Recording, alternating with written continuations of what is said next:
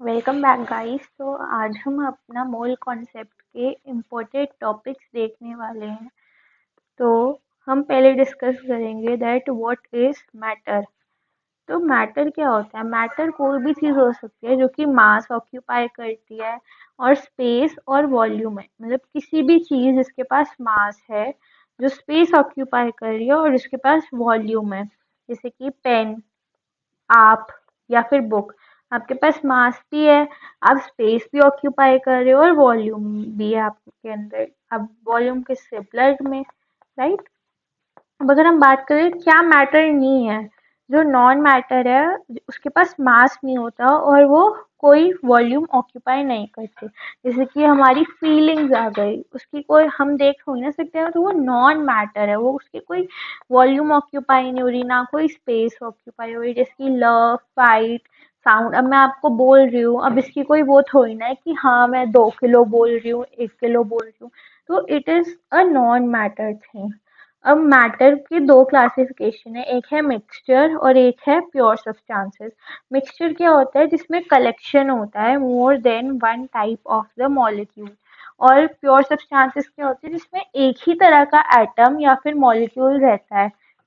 जैसे कि अगर मैं बात करूँ कलेक्शन में जैसे कि एयर है हमारी जिसको हम ब्रीथ कर रहे हैं, उसमें कितने ज़्यादा ऑक्सीजन है, हीलियम है, कार्बन डाइऑक्साइड, वाटर, पॉल्यूटेंट्स, ये एक मिक्सचर है।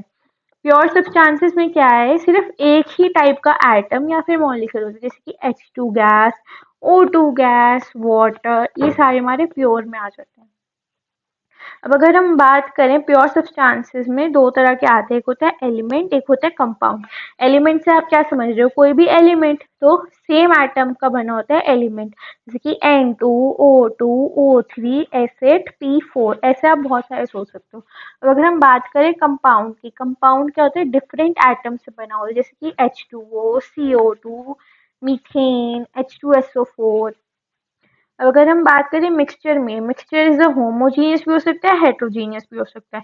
होमोजीनियस का क्या मतलब है? जो कि यूनिफॉर्मली डिस्ट्रीब्यूटेड होता है, एक जैसा होता है। जैसे कि अगर मैं एक ये लूँ पानी, उसमें मैंने 1 चम्मच जो है चीनी डाल दी, तो ऐसा और मैंने उसको मिक्स कर दिया। अब ऐसा तो है नहीं कि मेरे को यहाँ पे एक सिपली मैंने बहुत मीठा लग रहा है, दूसरी सिपली मीठा ही नहीं लगा। ऐसा थोड़ी ना होता है। अगर मैंने मिक्स कर दिया तो मतलब कि मेरे को एक जैसा ही देखने को मिलेगा मिठास, ठीक है।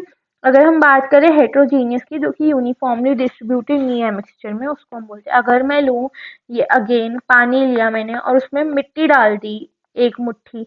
अगर मैंने मिट्टी डाल दी तो फिर मैं मिक्स कर दिया, लेकिन थोड़ी देर बाद क्या होगा? जो मिट्टी है वो नीचे सेटल डाउन हो जाएगी और पानी ऊपर रह जाएगा, ठीक है। अब अगर हम बात करें कितने एटम्स होते हैं एक मॉलिक्यूल में, अगर हम ले ग्लूकोज, यहाँ पे ग्लूकोज का देखा है ना, C6H12O6। अब इसमें एक मॉलिक्यूल है ये, ठीक है। तो एक मॉलिक्यूल में कितने? 6 कार्बन, 12 हाइड्रोजन और 6 ऑक्सीजन। तो टोटल एटम कितने हुए? 6 + 12 + 6 24। अगर मैं बात करूँ, इतने नंबर ऑफ ग्लूकोज है मेरे पास, 10⁻23, तो कितने हो जाएंगे? 6 × 10⁻23, 12 into this and this. Total मैं निकाल सकती हूँ एटम। अब इसमें इंपॉर्टेंट चीज़ें आपको याद रखनी है कि अगर हमें कोई भी मॉलिक्यूल दे रखा है, AX, BY, CZ, इसमें ए के कितने एटम्स होंगे? जो नीचे पावर है X, बी के Y, सी के Z जो नीचे पावर है। टोटल कितने हो जाएंगे? इन तीनों का प्लस कर देंगे। अगर n नंबर है, अगर ये n है, तो कितने हो जाएंगे? NX, NY और NZ, और प्लस करके सारे का निकल जाएगा। अब अगर हम बात करें कितने इलेक्ट्रॉन, प्रोटॉन और न्यूट्रॉन होते हैं, हम पहली बात तो ये देखेंगे एटम को रिप्रेजेंट कैसे करते हैं। एक्स है हमारा कोई भी एटम या एलिमेंट, ऊपर आता है हमारा ए जो कि मास नंबर होते हैं, नीचे आता है जेड। मास नंबर का मतलब प्रोटॉन प्लस न्यूट्रॉन, जिसको हम बोलते हैं न्यूक्लियॉन्स इन फिजिक्स, जो कि हम पढ़ेंगे इन न्यूक्लियाई चैप्टर। अगर जेड की बात करें तो ये सिर्फ प्रोटॉन्स होते हैं, ठीक है। तो फिर ए मैंने बताया आपको P+N होता है। अगर मैं इससे N निकालूं तो A - P हो जाएगा। P को हम क्या लिखते हैं? Z। Z is the atomic number, P protons, number of protons, ठीक है। तो एटम में number of proton is equal to number of electrons. Atom में नंबर ऑफ प्रोटॉन Z होता है ना, तो प्रोटॉन की इक्वल है इक्वल टू इलेक्ट्रॉन। और एटम जो होता है उसमें न्यूट्रॉन कितने होंगे, a minus Z, a is equal to p plus n। तो n क्या आएगा, a माइनस p को मैं क्या लिख सकती हूँ, a माइनस जेड, तो ये आ गया न्यूट्रॉन। अगर मैं यहाँ पे एक एग्जांपल लूँ C6H12, मतलब C12 6, इसका एटॉमिक नंबर मेरे को दे रखा है 12, नीचे दे रखा है मेरे को 6 एटॉमिक नंबर, ये मास नंबर आ गया। तो प्रोटॉन कितने हुए, यहाँ पे हमें पता है प्रोटॉन नीचे एटॉमिक नंबर 6, तो जितने प्रोटॉन उतने इलेक्ट्रॉन 6। अब मेरे को पता है A is equal to P plus N, ठीक है। अब मेरे को N निकालना है, तो A माइनस P, तो A मैंने निकाला था 12 माइनस 6 6। अब इसमें आपका इंपॉर्टेंट चीजें क्या याद रखनी है, अगर कोई भी हमारे पास एलिमेंट है उसका प्रोटॉन का मास जो है वो एटॉमिक नंबर के इक्वल होगा, ये जो मैंने आपको बता दिया यहाँ पे, और जितने प्रोटॉन होंगे उतने ही इलेक्ट्रॉन होंगे। और अगर मेरे को न्यूट्रॉन निकालना है तो A is equal to P plus N, तो फिर न्यूट्रॉन निकल जाएंगे A माइनस पी, जिसको मैं लिख सकती हूँ A माइनस जेड। अगर n नंबर ऑफ इलेक्ट्रॉन है सेम हो जाएगा इंटू n इंटू ये, और आ गया हमारा आंसर। अब अगर मैं बात करूं कितना चार्ज होता है एक आयन पे, अगर मेरे पास ये एक एलिमेंट है, इसके पास कोई भी चार्ज है प्लस माइनस एक्स, तो कितना हो जाएगा charge, x into 1.6 10 raise to power 19 coulomb. ये क्या है, 1 इलेक्ट्रॉन का चार्ज है। तो कितने हो गए चार्ज हमारे पास, जितने भी है हमारे पास आयन, हमारे पास x आयन है इंटू में इलेक्ट्रॉन का चार्ज, देखो जैसे कि n है हमारे पास, ठीक है। तो फिर कितने हो गए, x इंटू एक इलेक्ट्रॉन का चार्ज इंटू n कूलम, ठीक।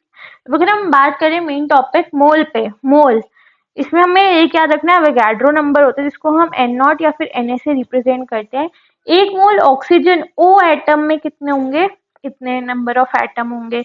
एक मोल में ऑक्सीजन मॉलिक्यूल में कितने होंगे, इतने होंगे। अगर हमें दे रखा है सिर्फ ऑक्सीजन, हमें कुछ नहीं दे रखा, O2 है या फिर O है, तो हम क्या लेंगे, ऐसी फॉर्म जिसमें वो एग्जिस्ट करता है। हमें पता है ऑक्सीजन सिर्फ O2 में करता है, तो हम लिख देंगे ये O2 मॉलिक्यूल। इसमें आप क्या रखोगे याद, कि एक मोल जो है उसमें इतने एटम्स होते हैं, 6.023 to 10 raise to power 23 atoms, ठीक है। अब नंबर ऑफ मोल्स, ये बहुत इंपॉर्टेंट फॉर्मूला है, 12th में भी आता है, नीट में भी आता है, बोर्ड में भी आता है, 11th में भी आता है।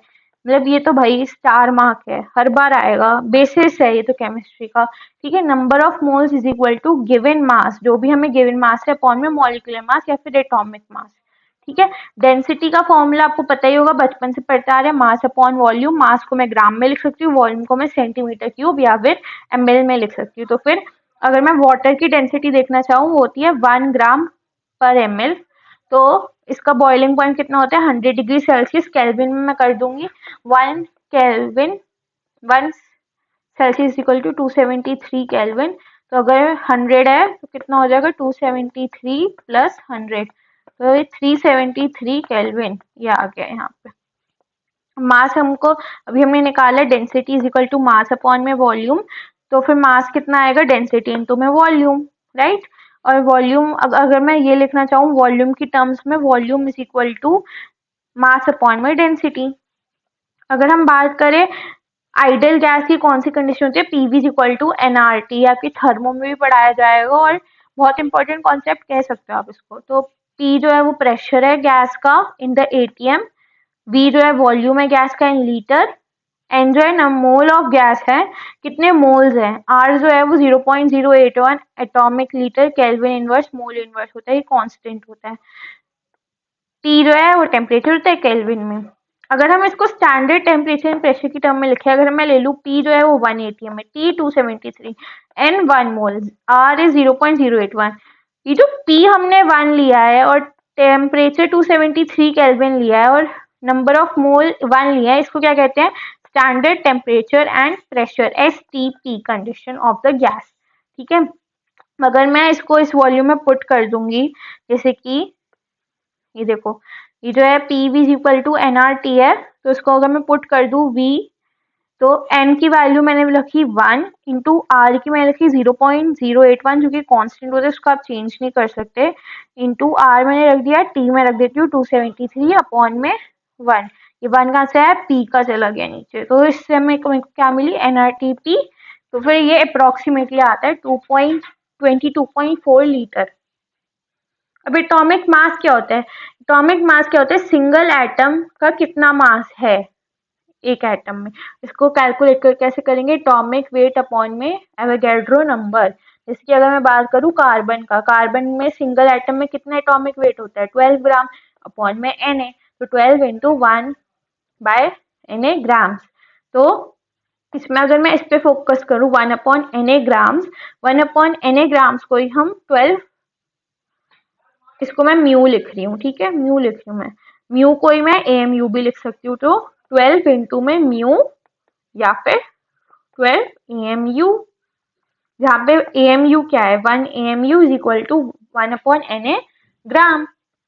अब अगर मैं इसमें इंपॉर्टेंट क्या चीजें आपको याद रखनी है कि mass of the single atom कितना होता है, एटॉमिक मास अपॉन में Na, और एटॉमिक मास यूनिट 1 AMU कितना होता है, 1/Na ग्राम, जिसकी वैल्यू आप याद कर सकते हो 1.66 इंटू 10⁻⁻24 ग्राम्स।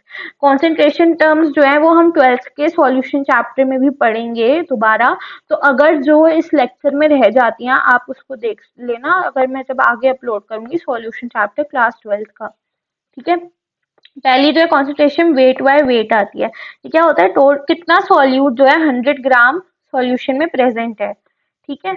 देखो जैसे कि मैंने V1 सॉल्यूट डाला, V2 सॉल्वेंट है, टोटल सॉल्यूशन कितना हुआ है, V1 प्लस V2, ये हो गया सॉल्यूशन, ठीक है। पार्ट्स पर मिलियन क्या होता है, कितना सॉल्यूट डिसॉल्व है 10⁻6 मिलियन ऑफ सॉल्यूशन में।